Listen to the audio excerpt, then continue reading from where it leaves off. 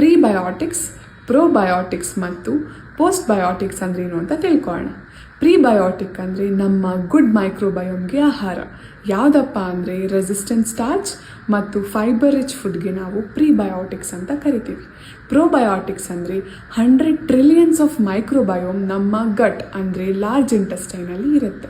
ಇವುಗಳಲ್ಲಿ ಬ್ಯಾಕ್ಟೀರಿಯಾ ಸಹ ಇರುತ್ತೆ, ಆದರೆ ಗುಡ್ ಬ್ಯಾಕ್ಟೀರಿಯಾಸ್ ಮತ್ತು ಗುಡ್ ಫಂಗಸ್ ಮತ್ತು ಗುಡ್ ಪ್ಯಾರಸೈಟ್ಸ್ ಮತ್ತು ಗುಡ್ ವರ್ಮ್ ಸಹ ಇರುತ್ತೆ.